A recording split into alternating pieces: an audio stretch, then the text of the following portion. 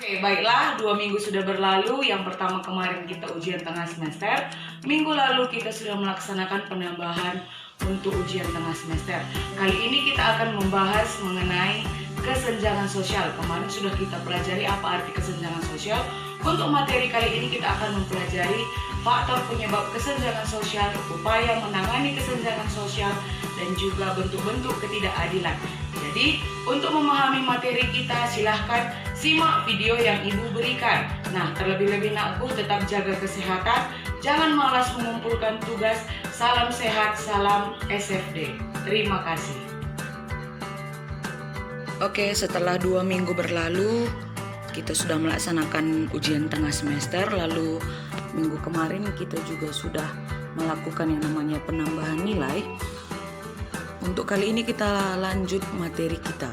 Nah, adapun tujuan pembelajaran kita untuk pertemuan ke-14 ini adalah setelah mengikuti kegiatan pembelajaran, siswa-siswi kami sekalian diharapkan dapat secara energik dan bersukacita mampu memahami faktor penyebab kesenjangan dan bentuk ketidakadilan. Yang kedua, meningkatkan cinta kasih terhadap masyarakat yang kurang mampu. Nah, kalau 2 minggu lalu kalian sudah mempelajari apa itu kesenjangan, dimana seperti yang kita ketahui kesenjangan itu adalah bentuk-bentuk ketimpangan ataupun bentuk-bentuk ketidakadilan, dimana bisa dikatakan ada satu pepatah yang cocok untuk kesenjangan ini, besar pasak daripada tiang, yang artinya adalah lebih besar pengeluaran daripada pendapatan. Nah, ternyata ada beberapa faktor yang dapat menyebabkan kesenjangan. Yang pertama ini tadi, menurunnya pendapatan per kapita. Nah, jadi ini adalah salah satu penyebab dari tingginya jumlah penduduk yang menyebabkan pekerjaan semakin ataupun lapangan pekerjaan tidak memadai, sementara mereka sendiri pada usia bekerja tidak mampu memenuhi kebutuhan hidupnya. Hal ini disebabkan oleh beberapa hal. Nah, mungkin saja karena rendahnya tingkat pendidikan, kurangnya keterampilan, dan juga itu tadi ya, kurangnya lapangan pekerjaan. Karena Indonesia juga termasuk salah satu negara yang sangat padat jumlah penduduknya. Nah, lalu yang kedua ini adalah ketidakmerataan pembangunan antar daerah. Ya, ini karena kurang kesiapan SDM. Apa itu SDM? Sumber daya manusia, dan juga akibat kebijakan politik. Banyak daerah-daerah tertinggal yang seperti kita ketahui sumber daya alamnya memadai, hanya saja sumber daya manusia dan juga pembangunan tersebut, sehingga mempersulit masyarakat untuk mendistribusikan hasil yang ada di tempat ataupun wilayah mereka.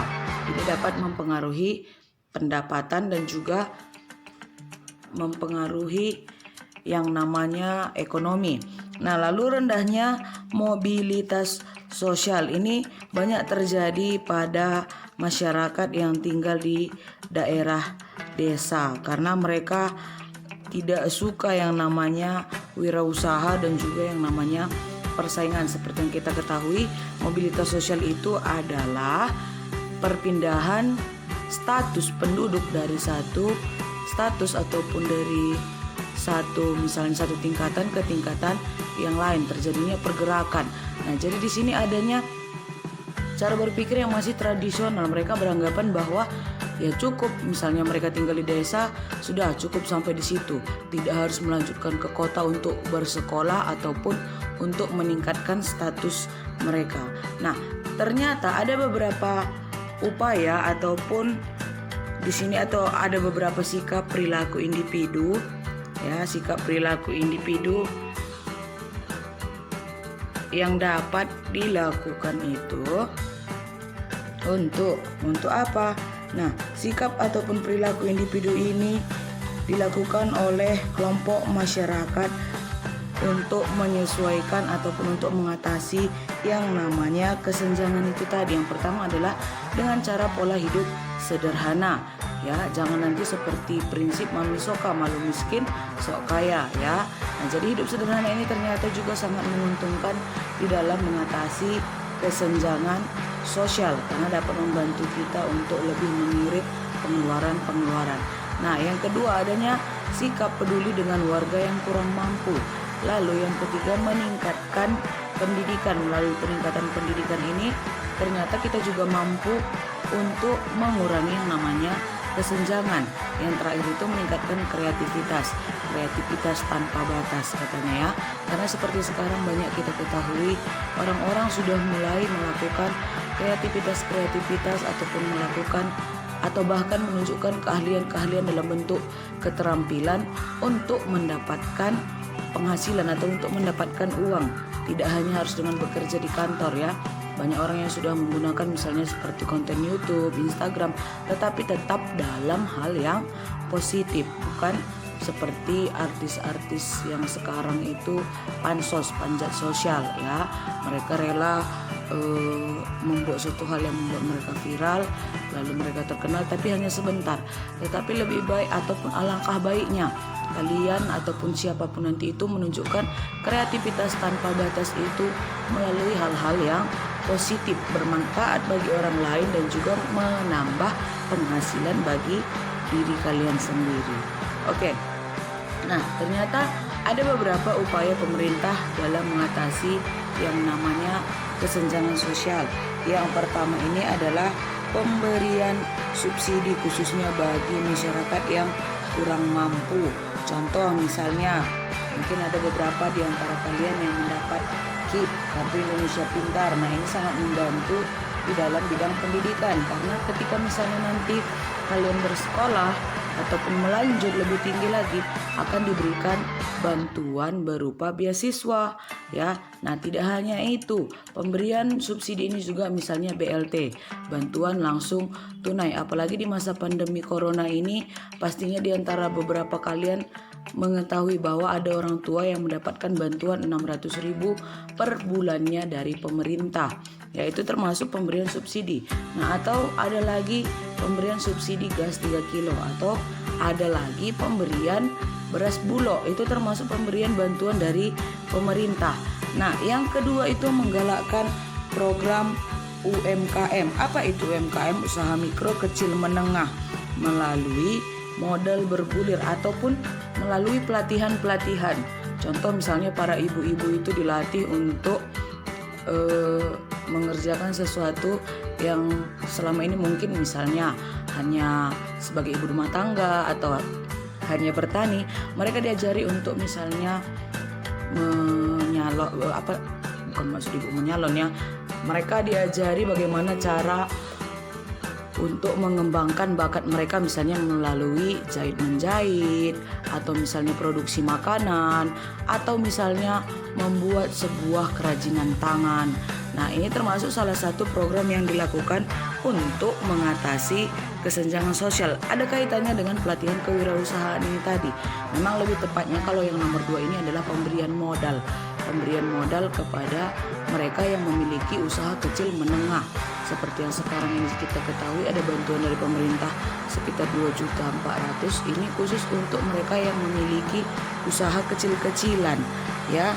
Ini diperuntukkan supaya dapat meningkatkan perekonomian dan juga menambah modal bagi mereka yang memiliki usaha. Oke. Nah, lalu masuk kita pada bentuk-bentuk ketidakadilan. Ya, ini pun sering kita lihat khususnya di Indonesia. Nah, adapun beberapa bentuk ketidakadilan ini nantinya akan terbagi menjadi 4. Ya, jadi ketidakadilan ini sendiri merupakan tindakan yang sewenang-wenang. Namanya juga tidak adil, pastinya berat sebelah, ya kan? Ini sering sekali terjadi. Nah, oke. Jadi yang pertama ini adalah stereotip. Stereotip di sini ada Ibu berikan contoh. Batak itu gak dikenal galak, Jawa itu dikenal lamban, Padang itu dikenal pelit. Jadi stereotip ini adalah pemberian sifat tertentu secara subjektif terhadap seseorang berdasarkan kategori kelompoknya atau pengecapan. Ingat ya, pengecapan. Nah, jadi stereotip ini menunjukkan perbedaan kami dengan mereka. Jadi ini selalu tunjukkan di dalam in-group dan out-group ya. Jadi biasanya in-group ini lebih membela kelompoknya dan menjelek-jelekkan kelompok lain. Nah, misalnya ada pandangan atau pengucapan bahwa oh ternyata Batak itu orangnya galak-galak, kasar-kasar. Oh kalau Jawa itu lambat. Oh kalau orang Padang itu pelit. Jadi stereotip ini adalah pemberian sifat tertentu atau istilahnya pengecapan, pemberian cap pada suku-suku tertentu atau kelompok-kelompok tertentu. Nah, lalu yang kedua adalah marginalisasi. Marginalisasi ini ingat aku biasanya kalau di dalam ketika misalnya kalian membuat tugas atau apa ada marginalnya, pinggirnya. Jadi marginalisasi ini bukan pinggir dalam atau pinggiran dalam word ataupun misalnya tugas yang lain, tidak. Tetapi marginalisasi ini adalah proses peminggiran kelompok-kelompok tertentu. Ingat, proses peminggiran kelompok-kelompok tertentu yang ada kaitannya misalnya dalam struktur ekonominya, pendidikannya, lembaga sosial tertentunya. Jadi terdapat perbedaan antara mereka yang memiliki status yang lebih tinggi dibanding mereka yang memiliki status rendah. Contoh ini adalah para kaum-kaum terlantar, orang-orang miskin ya. Jadi dari segi status juga pastinya mereka berada pada status yang rendah. Jadi mereka itu terpinggirkan apabila dibandingkan dengan orang-orang yang memiliki status tinggi ataupun memiliki kekayaan. Jadi ingat, marginalisasi itu adalah kelompok-kelompok yang terpinggirkan akibat adanya perbedaan status, pendidikan dan juga ekonomi ya, atau mereka sering dikecualikan, pengecualian ya. Nah, jadi jelas tampak perbedaan antara mereka yang berstatus tinggi dengan mereka yang memiliki status biasa-biasa saja. Oke, lalu yang ketiga ada subordinasi. Jadi subordinasi ini adalah penomorduaan atau pembedaan perlakuan terhadap identitas sosial tertentu. Jadi ini adanya kelompok mayoritas dan kelompok minoritas. Kalau kelompok mayoritas ini sudah pasti mereka yang memiliki kekuasaan yang lebih tinggi. Mereka lah yang menguasai dan mereka yang memiliki martabat dibandingkan kelompok minoritas ya. Jadi adanya dia kelompok minoritas dan mayoritas. Ingat, di mana-mana memang biasanya mayoritas inilah yang lebih dominan. Ingat, mayoritas dominan dan minoritas dominan. Mayoritas dominan lah yang menguasai kelompok kecil. Mayoritas itu kan besar. Jadi kelompok besar menguasai kelompok kecil ya. Nah, ini adalah kelompok-kelompok kecil seperti yang kita lihat petani ya kan, mereka yang berkebun. Ini adalah penomorduaan. Oke. Lalu yang keempat ini ada dominasi. Ya, dominasi ini sudah pasti kita ketahui. Dominasi hampir sama dengan mereka kelompok yang mayoritas, di mana dominasi ini terjadi kelompok yang dominan. Nah, jadi ada berbagai bentuk dominasi seperti yang sudah kita pelajari sebelumnya. Masa-masa perbudakan, diskriminasi, kelompok mayoritas, rezim. Nah, ini termasuk salah satu kelompok yang mendominan. Ya, jadi biasanya kalau kelompok yang mendominan ini adalah mereka yang memegang kekuasaan sewenang-wenangnya.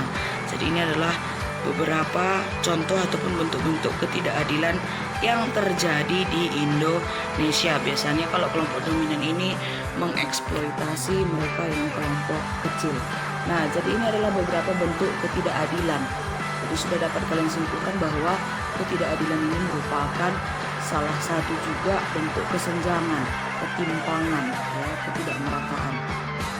Jadi Bu harap kalian dapat memahami materi kita untuk saat ini.